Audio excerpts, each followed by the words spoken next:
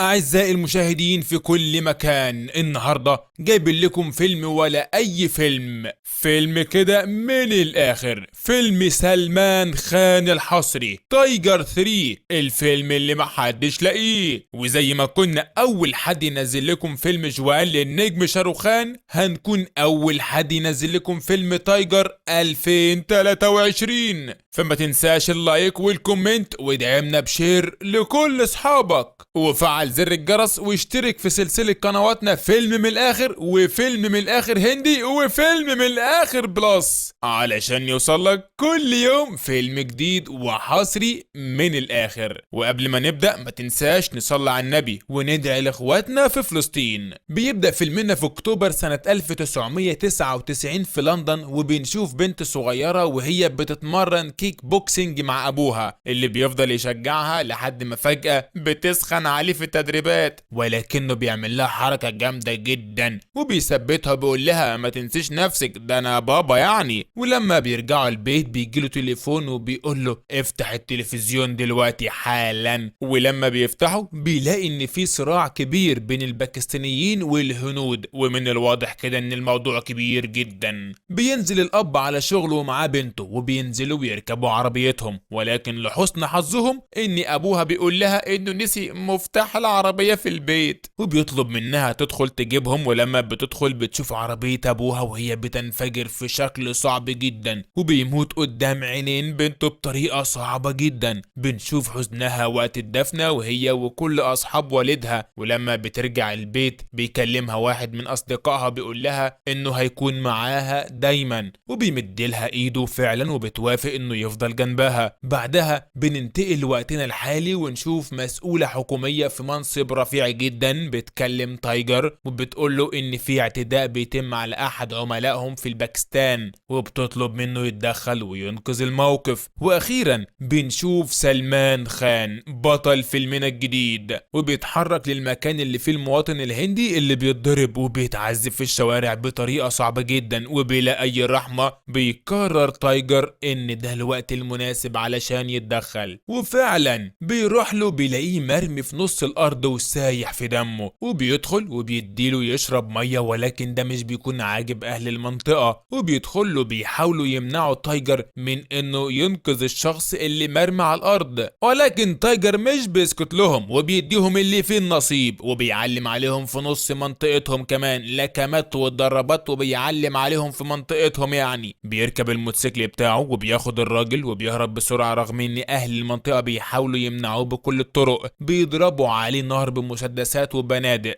ولكنه بيهرب منهم بصياعه جدا وما بيكونش حد عارف يمنعه من الهروب، لحد ما بيوصل لسطح مبنى من المباني. في اللحظه دي بتوصل قوات الدعم وبتتدخل الهليكوبتر وبينقذوا الراجل من الموت، لكن الاشرار بيحاولوا يمنعوه وبيوجهوا قذائف الار بي جي على الطياره اللي تنجو في اخر لحظه. في الوقت ده بيوصل الاشرار وبيحاولوا يطاردوا تايجر من جديد، رغم ان عددهم كان كبير جدا، ولكن تايجر بيقدر يهرب منهم وبيكون واضح انه عارف الطريق ومخطط للهروب قبل ما يبدأ عمليته. وبيتحرك لسطح الجبل وبينط جوه الطيارة الهليكوبتر. بينجح بطلنا تايجر وبيهرب منهم، واول ما بيدخل الطيارة بيتكلم مع شيلد وبيطمن عليه وبيحاول انه يطلع منه باي معلومة قبل ما يموت، ولكن للاسف بيودع شيلد الحياة وبيموت. بعدها بيروح تايجر لاستراليا علشان يطمن على جونيور ابنه اللي بيكون واضح عليه انه تعبان جدا، ولكنه بيخف اول ما بيشوفه وبتترسم ابتسامته مرة تانية. بيستأذن الدكتور بسرعة بيقول لهم ان جونيور هيبقى كويس ان شاء الله، فبيستغرب تايجر انه مشي بسرعة كده ولكنه بيطنش. واول ما بينزل الدكتور بتقوم زويا مرات تايجر بتحضنه حضن مطرات جامد جدا، وبياخدوا عربيتهم وبينزلوا، وفي الطريق بيفضلوا يفتكروا احلى الذكريات ما بينهم، وهو بيقضي وقت حلو جدا بره البيت. ولما بيرجعوا بيدخل تايجر يفتح علبة التلسكوب اللي كان جايله هدية من زويا، وبيقضي وقت حلو جدا مع جونيور وزويا اللي بتكون بتصور كل لحظة جميلة بينهم. بعدها بيدخلوا يتفرجوا على التلفزيون، ولكن للأسف بيسمعوا خبر بيغير مودهم، وهو ان الصراعات بتكبر بين الهند وباكستان. على طول بيروح تايجر يتكلم مع نانسي وبنعرف انها دبلوماسية رفيعة المستوى، وبتكلفه بمهمة جديدة وبتديله كل التفاصيل اللي هيكون محتاجها، وبتوري له صورة جبران اللي بيتكلف تايجر بتأمينه، وبتعرفه انه هيكون مستهدف من اكبر العصابات المافيا الدولية في روسيا. بننتقل لروسيا وهناك بنشوف جبران وهو بيستلم الميموري المطلوب نقلها. بعدها بيتحرك في منتهى الهدوء ولكنه مش بيكون شايف ان في حد بيراقبه، ولكن تايجر بيكون شايف كل ده ومتابع جبران بطريقته. بعدها بيتحرك جبران وبيركب الترام وبيركب معاه الشخص اللي بيراقبه وتايجر طبعا، ولما بيقرب منه بنشوفه ماسك سلاحه وبيكون رايح علشان يخلص على جبران. يا ترى هيخلص عليه ولا لا؟ قبل ما نعرف ما تنساش تدعمنا باشتراك في القناة وتفعل الجرس علشان يوصلك كل جديد. دعمك وتشجيعك لينا هم اللي بيخلونا نكمل ونجيب لكم كل الحصريات.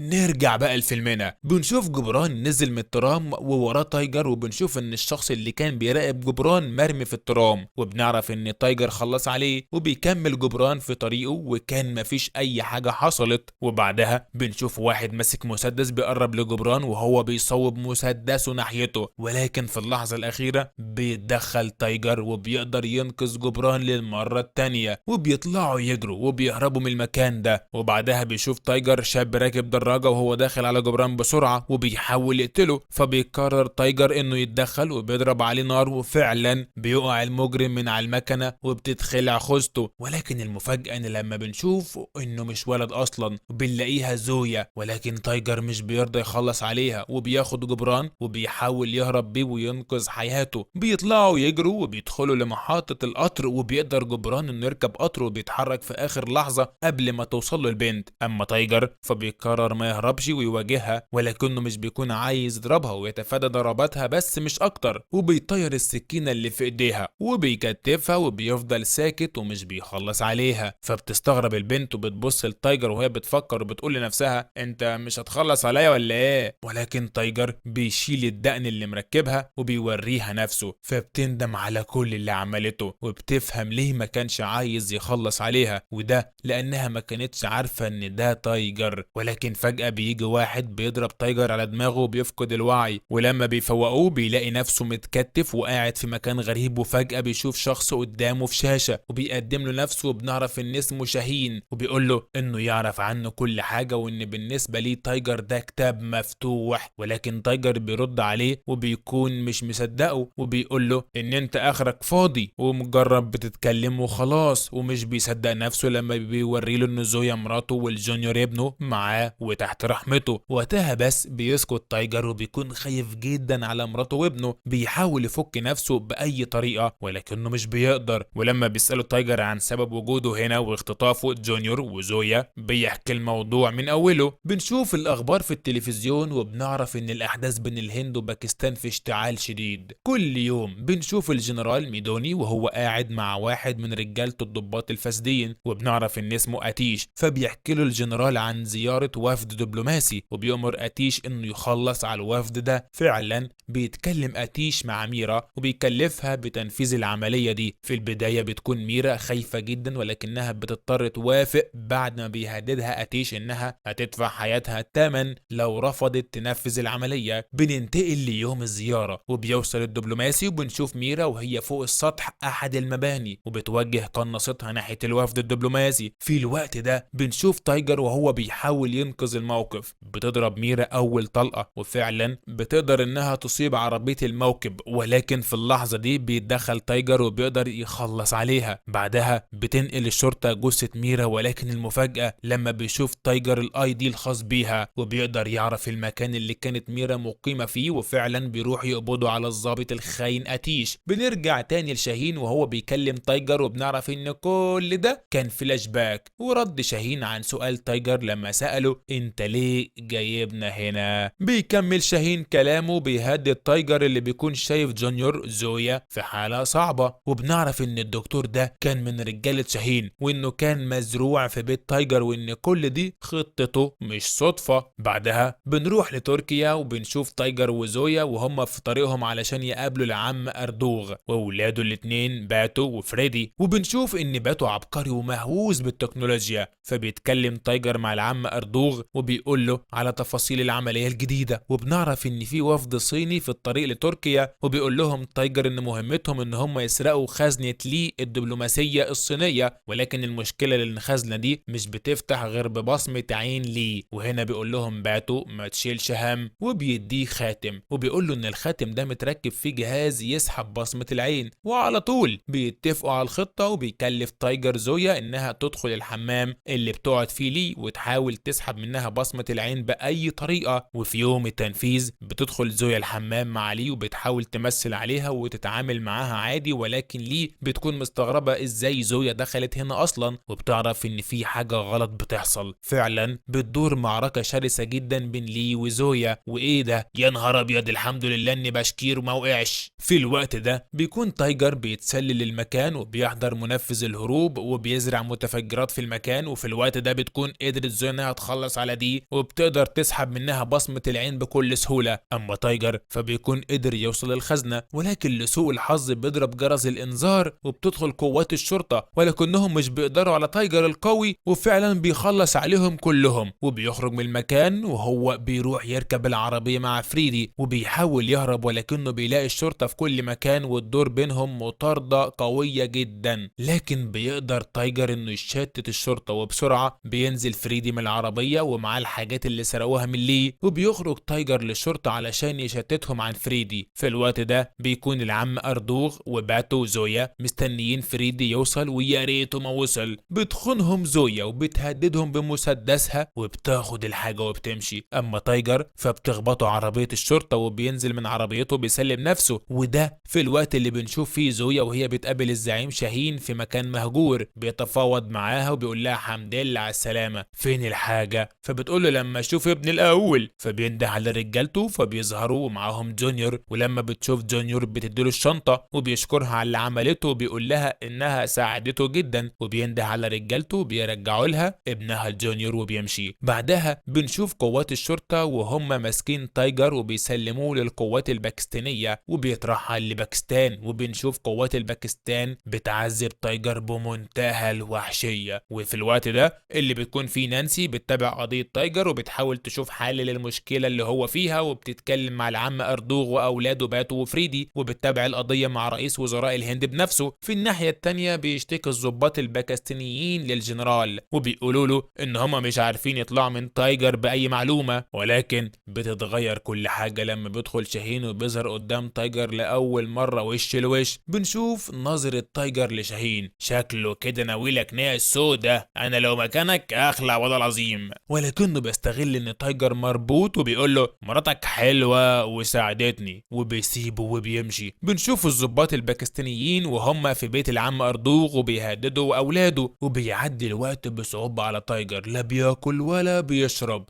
لدرجة انه بيحاول يشرب من حنفية بتنقط مية. ووقتها بيلاحظ ان الحراس مش متابعين الكاميرات كويس، فبيجيب متفجرات صغيرة كان مخبيها وقت اللزوم وبيفجر الجدار وبيخلص على قوات الحراسة وبيطلع على سقف المبنى، ولكن للأسف بتوصل الشرطة وبيحاصروا تايجر. وهنا بتيجي اللحظة اللي انا مستنيها من قبل ما نبدأ الفيلم، وبيدخل شاروخان بهليكوبتر وبينقذ تايجر وبيهربوا. فبيقول له تايجر انت مظبط خطة للهروب؟ فبيقول له سيبها ماشية جامد والله. وبيروحوا يركبوا الموتوسيكل ده علشان ما ينفعش يهربوا بالطيارة، وبيطلعوا على كوبري، ولكن هم بيلاقوا قوات الشرطة في وشهم وبتدور بينهم معركة قوية جدا وبيتبادلوا الرصاص. وبينجح تايجر وشاروخان في ان هم يخلصوا على الشرطة. فبيقول له شاروخان الله ينور يا صاحبي، ولكن تايجر بيقول له حاسس بنسمة هوا وبيهزر في وقت غريب جدا. وبنشوف هليكوبتر جاية وبتضرب عليهم نار وبتحصل انفجارات كبيرة جدا وبيدمر الكوبري، ولكن بيقدر تايجر انه ينجو بحياته في اخر ثانية. بتوصل باقي قوات دعم وبيفضل تايجر يضرب فيهم واحد ورا التاني. اما شاروخان فبينط على الطيارة وبيقدر يستولى عليها بعد ما بيخلص على طاقم الطيارة. وبنشوف ان عربية تايجر انضربت بصاروخ وبتكون على طرف الكوبري على وشك انها تقع خلاص، ولكن بيفضل تايجر متشعلق فيها وبيقاوم الموت، وبيكون عارف ان شاروخان مش هيخذله. وفعلا بيعمل حركة مجنونة جدا جدا. بينط من الطيارة وبيمسك ايد تايجر وبيفتحوا الباراشوت وبينجو تايجر وشاروخان وبيشكروا على اللي عمله ومساعدته ليه وبيقول له بالاذن انا بقى، وبينط في البحر. بعدها بنشوف الضباط الباكستانيين وهم بيقتحموا بيت العم اردوغ، ولكنهم بيتصدموا لما بيشوفوا جثة الضابط الثالث صاحبهم مرمية على الارض. وبيدخل باتو وفريدي وجونيور وهم ماسكين مسدساتهم، وبتتدخل زويا وبتقول لهم انتوا خنتم الاتفاق اللي كان بينا، وبنعرف ان هم كانوا جواسيس ليها مزروعين وسط جيش شاهين. بعدها بنشوف تايجر متنكر وبيتمشى في شوارع باكستان، وبنشوف صورته واسمه في كل قنوات التلفزيون، فبيتوتر وبيطلع على البيت اللي قاعد فيه. ولكن فجأة بيطلع شاب وبيهدده بمسدسه وبيحاول يثبته، ولكن تايجر ما بيتثبتش يا رجاله، بيلف بسرعه وبياخد مسدس الشاب وبيضربه، ولكنه بيتفاجئ لما بيشوفه، وده لان الشاب ده كان يعرف تايجر من وهو صغير، وبنعرف ان اسمه سامر، وبيفرح جدا لما بيشوفه وبيحضنه، وبيفضلوا يفتكروا ايام زمان، وبيقول له انا عايزك معايا في العمليه الجايه، وبيوافق طبعا. بعدها بيتكلم تايجر مع زويا والعم اردوغ وبيطمنوا على بعض، وبيحكي لها انه قابل سامر وبيقول لها على اخر المعلومات اللي وصل لها وتفاصيل العمليه الجديده. كمان بيحكي له واحد من الضباط الباكستانيين عن شاهين وانه بيتعاون مع العقيد الباكستاني زوان، وبيقول لهم تايجر انه محتاج معلومات اكتر عنه وعن المكان، وفعلا بيقولوا له كل التفاصيل. وبيتفق تايجر مع الضباط ان هم يساعدوه في دخول المعسكر وبيوافقوا. في اليوم اللي بعده بيقطع الضابط الطريق على عربيه من عربيات الجيش وبيوري له كارنيه خاص بيه، فبيقتنع السواق وبيوقف ليه وبيوافق يركبه معاه. ولكن الضابط بيستولى على العربيه هو والعم اردوغ وتايجر ورجالته، وبينجحوا في الدخول المعسكر. بعدها بنشوف تايجر وسامر بينزلوا من العربيه متنكرين لحد ما بيوصلوا لمطبخ المعسكر، وبيبدا تايجر في زرع المتفجرات في كل حته، وده في الوقت اللي بيكون فيه باتو بيركب كاميرات المراقبه اللي في المكان. وبيدخل تايجر وزويا المكتب القائد اللي بيكون مستغرب سبب وجودهم هنا اصلا، وده ما طلبش حد ينظف المكتب. وبيتصدم لما بيشوف تايجر المجرم المشهور ومش بيكون مصدق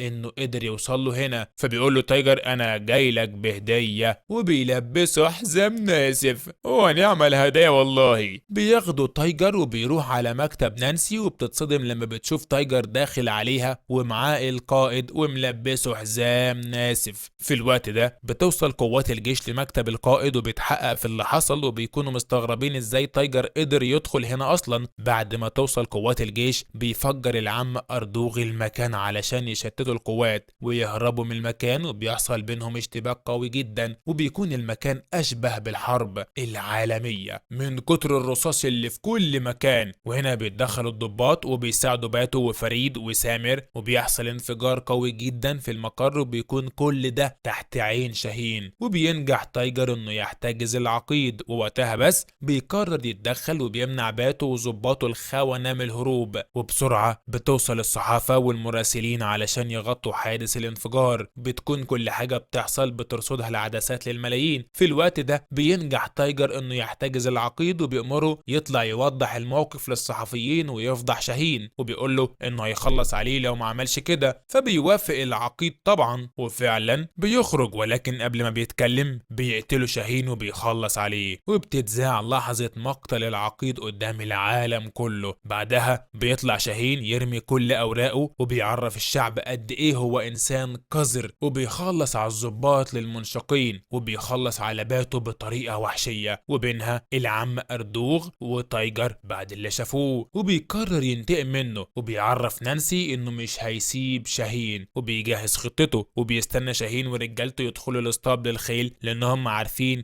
ان تايجر مستخبي هناك. واول ما بيدخلوا الممر بيضرب نار جنب الاحصنة علشان يثوروا، وبيفتح لهم الابواب وفعلا بتدوسهم الخيول وبيقعوا. وهنا بيتدخل تايجر وبيمسك شاهين وبيسيطر على المكان هو ورجالته، ولكن بتحصل حاجة مش متوقعة وبيوصل سامر، فبيمسكوا رجالة شاهين وبيتقلب الموقف وبيسيطر شاهين ورجالته على المكان. ولكن الصدمة ان سامر بيكون لابس حزام ناسف وبيقرر يفدي تايجر بروحه وبيحاول يفجر نفسه في شاهين، ولكنه بيفلت منه في اخر ثانية وللاسف بيموت سامر. بسرعة بيتحرك شاهين ورجالته ومعاهم تايجر لحد ما بيدخلوا في مخزن كبير، وبيقرر تايجر ان دي اللحظة المناسبة، وفعلا بيضرب شاهين وبيخلص على رجالته. في الناحية التانية بتقدر زويا تنقذ نفسها وتخلص على باقي رجالة شاهين، وبتطلع نانسي قدام الملايين وبتفضح شاهين وبتحكي عن بطولة تايجر، وبتحاول تهدي النزاع اللي بين الهند وباكستان بعد ما العالم كله شاف ان كان في جهات متطرفة بتحاول تشعل الفتن. في اللحظة دي بيخلص تايجر على شاهين وبيخلص العالم من شره، وبتوصل زويا وفي عينها غل وكره السنين لشاهين، وبتشوفه وهو بيموت قدام عينيها، وبيخرج تايجر وزويا منتصرين وابطال في عين العالم كله. وبكده بينتهي فيلم من اقوى افلام القرن حرفيا.